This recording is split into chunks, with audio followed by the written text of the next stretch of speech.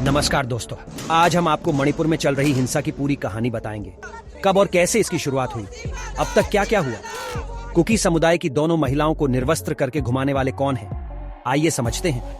मणिपुर में पिछले 83 दिनों से हिंसा जारी है। इस बीच कुछ ऐसी वीडियो सामने आए हैं जिसने पूरे देश को दहला दिया है। इस वीडियो में कुकी समुदाय की 2 महिलाओं को नग्न करके सड़क पर घुमाते हुए दिखाया जा रहा है। ये वीडियो पूरी दुनिया में चर्चा का विषय बन चुकी है। प्रधानमंत्री नरेंद्र मोदी ने भी इसकी निंदा की। उन्होंने कहा कि दोषियों को किसी भी हालत में बख्शा नहीं जाएगा। सुप्रीम कोर्ट ने भी इस मामले को स्वतः संज्ञान लिया है। चीफ जस्टिस DY चंद्रचूड़ ने केंद्र और राज्य सरकार को सख्त कार्रवाई का निर्देश दिया है। चीफ जस्टिस ने यहां तक कह दिया कि या तो सरकार कार्रवाई करे, नहीं तो हम खुद इस मामले में हस्तक्षेप करेंगे। ऐसे में आज हम आपको मणिपुर में चल रही हिंसा की पूरी कहानी बताएंगे। कब और कैसे इसकी शुरुआत हुई, अब तक क्या क्या हुआ, कुकी समुदाय की दोनों महिलाओं को निर्वस्त्र करके घुमाने वाले कौन हैं? आइए समझते हैं। मणिपुर में क्यों भड़की हिंसा? इसे समझने के लिए हमें मणिपुर का भौगोलिक स्थिति जानना चाहिए। इसके साथ ही हमें थोड़ा पीछे चलना चाहिए। दरअसल मणिपुर की राजधानी इम्फाल बिल्कुल बीच में है। ये पूरे प्रदेश का 10% हिस्सा है, जिसमें प्रदेश की 57% आबादी रहती है। बाकी चारों तरफ 90% हिस्से में पहाड़ी इलाके हैं, जहां प्रदेश की 43% आबादी रहती है। इम्फाल घाटी वाले इलाके में मैतेई समुदाय की आबादी ज्यादा है। ये ज्यादातर हिंदू होते हैं। मणिपुर की कुल आबादी में इनकी हिस्सेदारी करीब 53% है।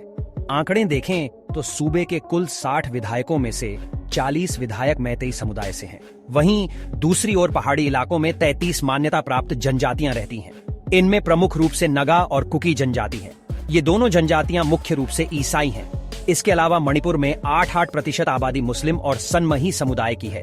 भारतीय संविधान के आर्टिकल 371C के तहत मणिपुर की पहाड़ी जनजातियों को विशेष दर्जा और सुविधाएं मिली हुई हैं, जो मैतेई समुदाय को नहीं मिलती। लैंड रिफॉर्म एक्ट की वजह से मैतेई समुदाय पहाड़ी इलाकों में जमीन खरीदकर बस नहीं सकता, जबकि जनजातियों पर पहाड़ी इलाके से घाटी में आकर बसने पर कोई रोक नहीं है। इससे दोनों समुदायों में मतभेद बढ़े हैं। आइए जानते हैं हिंसा की शुरुआत कब हुई। मौजूदा तनाव की शुरुआत चुराचंदपुर जिले से हुई। ये राजधानी इम्फाल के दक्षिण में करीब 63 किलोमीटर की दूरी पर है।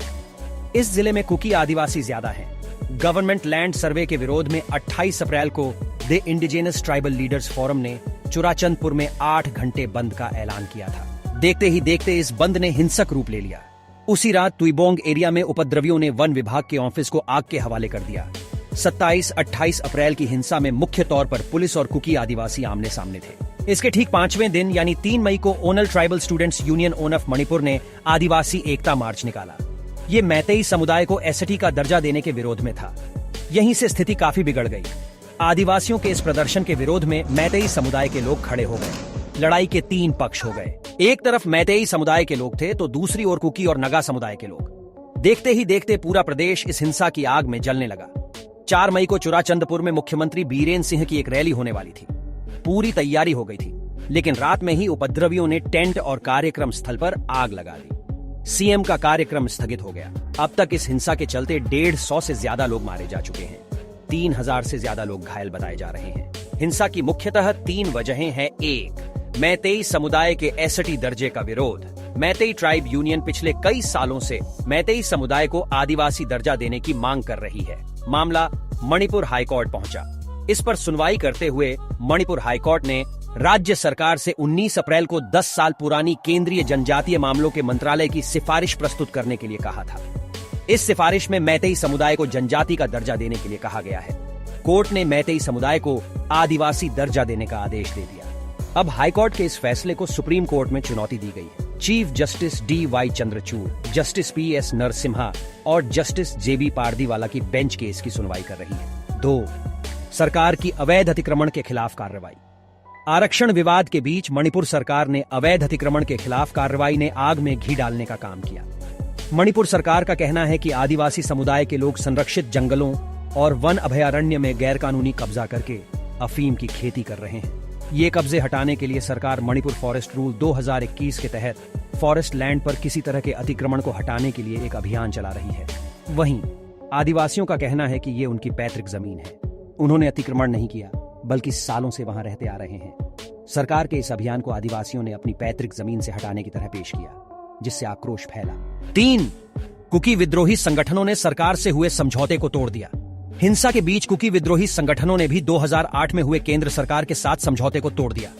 दरअसल कुकी जनजाति के कई संगठन 2005 तक सैन्य विद्रोह में शामिल रहे हैं। मनमोहन सिंह सरकार के समय 2008 में तकरीबन सभी कुकी विद्रोही संगठनों से केंद्र सरकार ने उनके खिलाफ सैन्य कार्रवाई रोकने के लिए सस्पेंशन ONF ऑपरेशन यानी SOS एग्रीमेंट किया। इसका मकसद राजनीतिक बातचीत को बढ़ावा देना था।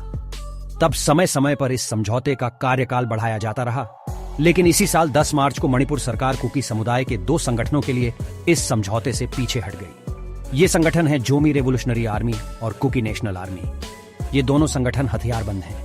हथियारबंद इन संगठनों के लोग भी मणिपुर की हिंसा में शामिल हो गए और सेना और पुलिस पर हमले करने लगे। महिलाओं को नग्न कराकर घुमाने का किन पर लगा है आरोप। रिपोर्ट्स के मुताबिक वायरल वीडियो में जिन 2 महिलाओं को नग्न करके घुमाया जा रहा है वो कुकी समुदाय की हैं।